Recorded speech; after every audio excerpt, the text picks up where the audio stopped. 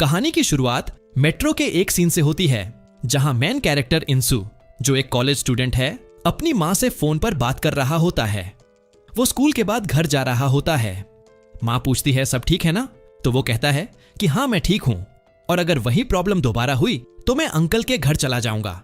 Metro में उसके कुछ स्कूल फ्रेंड्स होते हैं जो उसे चिढ़ाते हैं कि लोग कह रहे थे तुझे भूत दिखते हैं। तभी जब वो लोग उसे परेशान कर रहे होते हैं, इंसु को अचानक मेट्रो के अंदर एक लड़की का भूत दिखता है। वो डर जाता है और थोड़ा घबरा जाता है। मेट्रो से उतरने के बाद वो धीरे धीरे अपने कमरे की तरफ चलता है, अब भी उस चीज से डरा हुआ।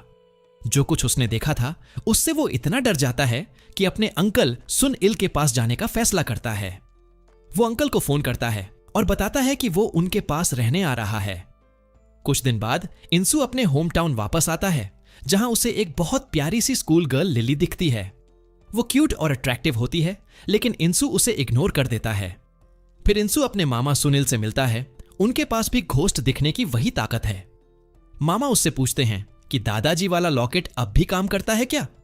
वही लॉकेट जो मूवी की शुरुआत में मेट्रो वाले सीन में दिखाया गया था। उस लॉकेट की खास बात यह है कि जब भी आसपास कोई भूत होता है वो अपने आप घूमने लगता है। इंसु वापस अपने पुराने स्कूल में एडमिट हो जाता है, लेकिन वहां आने के बाद भी उसकी हालत और खराब हो जाती है। स्कूल में एक बुली गैंग होती है जिसे वो पसंद नहीं आता, और वो लोग अक्सर कमजोर बच्चों को टारगेट करते हैं, इंसु को भी। इस बीच हाइजिन नाम की एक लड़की इंसु में इंटरेस्ट दिखाती है, जिससे उसका बॉयफ्रेंड जासुक परेशान हो जाता है। एक दिन क्लास में इंसु को फिर से किसी भूत की मौजूदगी महसूस होती है और वो बाहर एक मास्क पहनी लड़की की आत्मा को देखता है। कुछ देर बाद जासुक उसे पीट देता है और धमकी देता है कि किसी लड़की से बात मत करना। वो फिर इंसु से पूछता है कि उसे आयांग वाला केस याद है या नहीं। सीन कट होता है और अब दिखाया जाता है एक लड़की को जो स्कूल की बुली गैंग का हिस्सा है। स्कूल के बाद जब वो घर जाती है तो देखती है कि छत से एक पॉलीथीन बैग लटक रहा है। वो जिज्ञासा में जाकर उसे खोलने की कोशिश करती है, और जैसे ही खोलती है पूरा खून उसके सिर पर गिर जाता है। डर के मारे वो अपने दोस्तों को कॉल करने की कोशिश करती है, लेकिन किसी को उसकी आवाज सुनाई नहीं देती। तभी उसके सामने वही मास्क पहनी लड़की का भूत आ जाता है, वही जो इंसु ने क्लास में देखा था। अगले सीन में इंसु लिली के साथ बैठा होता है, वही लड़की जिसे उसने पहले देखा था। लेकिन असल में वो लिली एक भूत होती है जो सिर्फ इंसु को दिखाई देती है।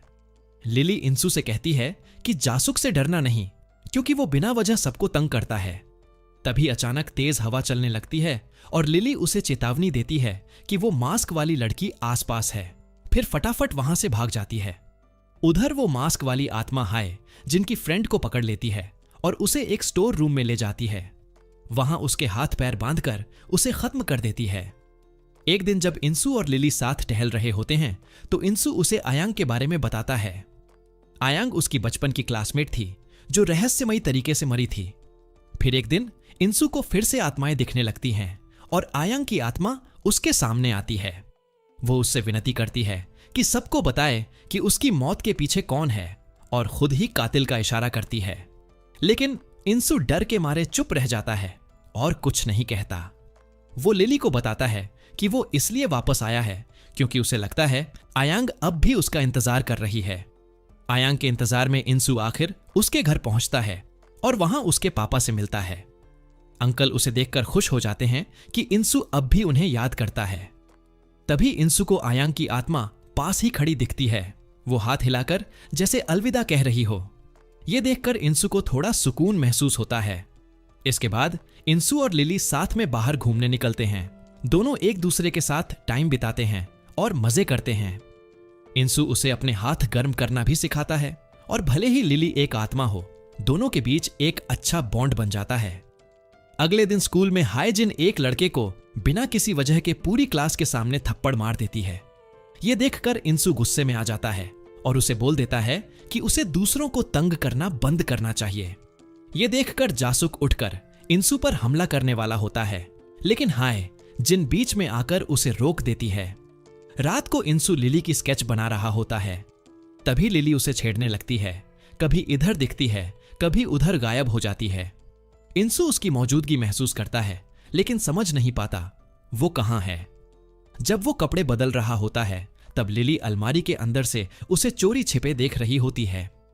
थोड़ी देर बाद इंसु अपने मामा के साथ न्यूज देख रहा होता है, जहां एक पुराना मर्डर केस सॉल्व होने की रिपोर्ट आती है।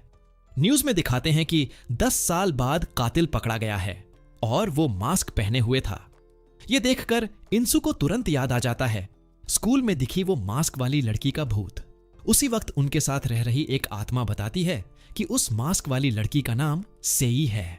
मामा सुन इल उससे पूछने की कोशिश करते हैं कि उसने किस बात का बदला लिया है, लेकिन वो बार बार बस अपना नाम ही दोहराती है, कुछ जवाब नहीं देती। रात को स्कूल की बुली गैंग के 2 मेंबर, एक लड़का और एक लड़की, चोरी छिपे स्कूल में घुसते हैं क्योंकि लड़की का मोबाइल टीचर ने पहले जब्त कर लिया था। मोबाइल लेने के बाद दोनों एक क्लासरूम में पहुंच जाते हैं और वहां मस्ती करने लगते हैं। थोड़ी देर बाद लड़की वॉशरूम भाग जाती है, लड़का अकेला रह जाता है। लेकिन जैसे ही वो आंखें खोलता है, मास्क वाली लड़की का भूत आकर उस पर हमला कर देता है। वॉशरूम में लड़की को जोर का ठक ठक सुनाई देता है, पर उसे लगता है कि लड़का मजाक कर रहा है। वो बाहर आती है, आसपास देखती है, फिर अचानक कुछ देखकर डर के मारे भाग जाती है। कुछ देर बाद हिम्मत करके वापस क्लास में आती है तो क्लास खाली पाती है। जैसे ही मुड़ती है, सामने उसी लड़के की लाश पड़ी होती है। वो घबराकर अपने दोस्तों को कॉल करने की कोशिश करती है, लेकिन तभी उसके सामने वो मास्क वाली लड़की आ खड़ी होती है। कुछ समय बाद इंसु स्कूल में सेई के बारे में जानकारी जुटाने की कोशिश करता है। वो क्लासमेट से पूछता है, लेकिन कोई कुछ बोलने की हिम्मत नहीं करता क्योंकि सब बुली गैंग से डरते हैं। एक लड़की कुछ बोलने लगती है, लेकिन हाय जिन उसे एक डरावनी नजर से देखती है, जैसे इशारे में कह रही हो चुप रहो। बाद में इंसु और लिली नदी किनारे बैठे होते हैं और एक दूसरे के साथ टाइम बिता रहे होते हैं। तभी इंसु को उसी लड़की का मैसेज आता है जिसने स्कूल में उसकी मदद करने की कोशिश की थी। मैसेज में सेई की फोटो होती है और साथ में एक चेतावनी कि अब सेई बारे में और सवाल मत पूछो। जब इंसु लिली से सेई के बारे में पूछता है तो वो कहती है कि उसकी मौत को लेकर किसी को कोई दिलचस्पी नहीं थी क्योंकि सबको पहले से पता था कि वो कैसे मरी। फिर इंसु को पता चलता है कि सेई की मौत के पीछे हाय जिन और उसकी गैंग का हाथ था। ये जानकर इंसु गुस्से में पीछे से जासुक पर हमला कर देता है, लेकिन जासुक उसे तुरंत पकड़ लेता है और खुद उसे मारने लगता है। इंसु हिम्मत करके उन सब पर आरोप लगाता है कि उन्होंने ही सेई को मारा है। यह सुनकर हाय जिन चुप हो जाती है और उसके चेहरे पर डर साफ दिखने लगता है। जासुक के मारते रहने पर इंसु कांपते हुए बोलता है कि सेई तुम्हें कभी माफ नहीं करेगी। इंसु की यह बात सुनकर हाय जिन डर जाती है। वो जासुक को सेई के पापा की फोटो दिखाती है और याद दिलाती है कि उनके कुछ दोस्त गायब हैं। दोनों सोचते हैं कि शायद सेई के पापा ही सबको मार रहे हैं अपनी बेटी का बदला लेने के लिए। यह सब खत्म करने के इरादे से वो तय करते हैं कि अब सेई के पापा को ही खत्म करना होगा। दोनों उसके घर की तरफ निकल पड़ते हैं। हाय जिन कहती है कि इंसु को भी बुला लेते हैं, लेकिन जासुक गुस्से में मना कर देता है और उसे चुप करा देता है। जब जासुक सेई के घर के अंदर जाता है तो हाय जिन चुपके से इंसु को मैसेज भेजती है कि वो दोनों अब घर में घुसने वाले हैं। इंसु मैसेज पढ़ते ही मामा को बताता है और कहता है कि उसे वहां जाना होगा। मामा उसे सेफ रखने के लिए वो लॉकेट देते हैं और जाने की इजाजत देते हैं। उधर जासुक और हाय जिन जैसे ही सेई के घर के अंदर पहुंचते हैं, उन्हें एक डिब्बे से अजीब सी थक ठक की आवाज आती है। दोनों डर जाते हैं। जासुक घबराकर अपने हाथ पैर हिलाने लगता है। हाय जिन को तभी सेई की झलकियां दिखने लगती हैं, जैसे कोई छाया बार बार चमक रही हो। कुछ सेकंड बाद वो दोनों सीधे सेई के भूत के सामने होते हैं। तभी उस डिब्बे से सेई का पापा निकलता है और जासुक पर टूट पड़ता है। वो उसे कई बार मारता है जब तक कि इंसु वहां पहुंचता है, लेकिन उन्हें ढूंढ नहीं पाता। तभी उसे हाय जिन की डर से कांपती चीख सुनाई देती है। वो कमरे की तरफ भागता है। अंदर से सेई का पापा हाय जिन के पास बढ़ रहा होता है। हाय जिन डर के मारे रोती हुई माफी मांगती है, कहती है मुझे माफ कर दो, मैंने जो किया वो गलती थी। लेकिन उसके शब्द बेअसर रहते हैं। गुस्से में सेई का पापा उस पर भी हमला कर देता है और उसे भी खत्म कर देता है। हाय जिन की आखिरी चीख सुनकर इंसु उस दिशा में दौड़ता है। जैसे ही वो कमरे में घुसने वाला होता है, सेई का पापा बाहर आता है। इंसु खुद को संभालकर कमरे में अंदर जाता है और अंदर का नजारा देखकर सन्न रह जाता है। उसके सारे क्लासमेट्स जो बुली गैंग में थे फर्श पर मरे पड़े हैं। तभी उसकी नजर एक आधा खुला डिब्बा पर पड़ती है। वो धीरे धीरे उसके पास जाता है, हाथ कांपते हुए ढक्कन उठाता है। अंदर एक लड़की बैठी होती है जिसने मास्क पहन रखा है। इंसु धीरे से मास्क हटाता है और दंग रह जाता है। वो लड़की कोई और नहीं, लिली होती है। इसके बाद सीन में फ्लैशबैक दिखाया जाता है। पता चलता है कि कभी सेई टीचर के पास गई थी हायजिन की बदतमीजी की शिकायत करने। टीचर ने हायजिन को डांटा और क्लास के सामने उसकी बेइज्जती कर दी। गुस्से में हायजिन क्लास में वापस जाती है, सेई की कॉपीज पलटती है और उसकी हैंडराइटिंग कंप्लेंट लेटर से मिलाती है। जैसे ही उसे पता चलता है कि सेई ने ही शिकायत की थी, उसका गुस्सा और बढ़ जाता है। उस दिन के बाद से हायजिन और उसकी गैंग ने सेई को बुरी तरह टारगेट करना शुरू कर दिया। रोज उसे तंग करते, उसके बाल खींचते, मारते और उसके मुंह पर जबरदस्ती मास्क पहना देते ताकि वो बोल ना सके। जब टीचर उसे मास्क हटाने को कहते तो वो चुपचाप बैठी रहती। बाकी बच्चे भी उसकी तकलीफ को अनदेखा करते रहे, जैसे वो क्लास में है ही नहीं। लगातार बुली होने से सेई टूट जाती है और घर जाकर रोने लगती है। उसके पापा उससे कहते हैं कि टीचर को सब बताओ, लेकिन वो कहती है कि टीचर को कोई फर्क नहीं पड़ता, वो कुछ नहीं करेगी। आखिर में जब सहन नहीं कर पाती तो सेई अपनी जान दे देती है। थोड़ी देर बाद इंसु घर में और खोज करता है और उसे एक डायरी मिलती है जिसमें सारे लोगों के नाम लिखे होते हैं जिन्हें मारा गया था। हर नाम पर लाइन खिंची होती है, बस एक नाम बचा होता है, हेड टीचर का। यह देखकर इंसु समझ जाता है कि अगला निशाना कौन है। इंसु अपने मामा को कॉल करता है और कहता है कि जल्दी से सेई के घर आकर उसके लिए फ्यूनरल रिचुअल्स कर दें। मामा मान जाते हैं और इंसु बिना वक्त गंवाए स्कूल की तरफ भागता है। उधर स्कूल में हेड टीचर अपने कंप्यूटर पर काम कर रही होती है। अचानक उसे स्क्रीन पर सेई का भूत दिखाई देता है। वो रिएक्ट करने ही वाली होती है कि सीन कट हो जाता है। थोड़ी देर बाद सारे स्टूडेंट्स को एक मैसेज आता है, सब लोग लाइब्रेरी में इकट्ठा हो जाओ। इंसु वहां पहुंचता है और पूछता है कि टीचर कहां हैं, लेकिन किसी को नहीं पता। माहौल में टेंशन बढ़ती जाती है और अचानक लाइब्रेरी की लाइट्स चली जाती हैं। अंधेरे में सेई दिखाई देती है, लेकिन इस बार वो हेड टीचर का चेहरा धारण किए हुए होती है।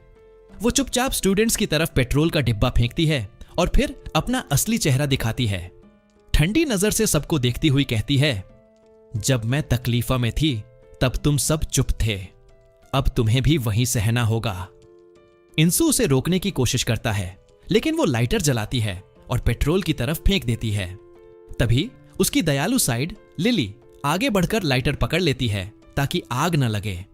अब दोनों साइड आमने सामने होती हैं, सेई जो गुस्सा और बदला है और लिली जो मासूमियत और अच्छाई का प्रतीक है। सेई लिली को याद दिलाती है कि हमें कैसे तंग किया गया था, कैसे सबने हमें तोड़ दिया था। वो कहती है, अब मैं कमजोर नहीं हूं। फिर वो लिली को पीछे धकेल देती है और हेड टीचर के शरीर पर पूरी तरह से कब्जा कर लेती है। अब उसकी पावर से आसपास की चीजें टूटने लगती हैं, सब डर से भागते हैं। इंसु अपना लॉकेट इस्तेमाल करता है यह पता लगाने के लिए कि कौन सेई से पोसेस्ड है। लॉकेट एक लड़की के पास घूमने लगता है। इंसु उसके पास जाता है, उसे रोकने की कोशिश करता है और उसके हाथ में एक नोटबुक देता है। तभी फ्लैशबैक में दिखता है कि इंसु और सेई बचपन के दोस्त थे। एक बार सेई ने ही इंसु को बुल्ली से बचाया था। दोनों के बीच एक प्यारा सा रिश्ता था और इंसु ने अपनी नोटबुक में सेई की ड्राइंग बनाई थी। वर्तमान में वापस आते हैं। इंसु लिली की आत्मा से माफी मांगता है कि वो उसे पहले पहचान नहीं पाया। लिली उसे वो लाइटर देने की कोशिश करती है, लेकिन तभी सेई का गुस्से वाला रूप बीच में आ जाता है। इसी पल इंसु के मामा रिचुअल पूरा करते हैं जिससे आत्मा को मुक्ति मिल सके। उसी समय इंसु की जेब में रखा चाकू चमकने लगता है। लिली वो चाकू उठाती है और खुद को मार लेती है। इसके साथ ही इंसु और लिली की सारी यादें एक एक कर फ्लैशबैक में दिखती हैं। दोनों का बचपन, उनके साथ बिताए पल और वो मासूम रिश्ता। कहानी के आखिर में सारे स्टूडेंट्स सेई की कब्र के पास खड़े होते हैं, चुपचाप उसकी मौत पर अफसोस करते हुए। मूवी के एंडिंग सीन में इंसु अपने पुराने स्कूल में वापस आता है, इस बार बतौर टीचर। क्लास में पढ़ाते हुए उसकी नजर पीछे की बेंच पर जाती है जहां उसे एक आत्मा बैठी दिखाई देती है।